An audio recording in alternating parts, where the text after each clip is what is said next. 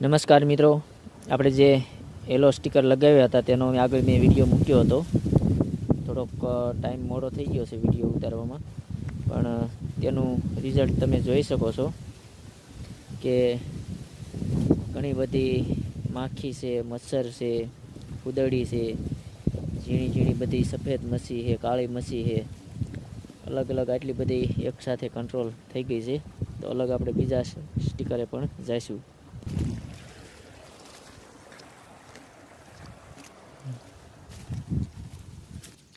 આપણે આગળ બીજું સ્ટીકર લગાવ્યું ત્યાં પણ જોવી કે કેટલા આવેલા છે.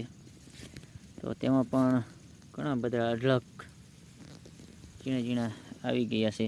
તો આપણે કુદરતી નિયંત્રણ રીતે આવા યલો સ્ટીકર મૂકીને પણ નિયંત્રણ કરી શકીએ છીએ, અથવા આપણે પીળા ફૂલ પણ ગલગોટા મિશ્ર પાક કરી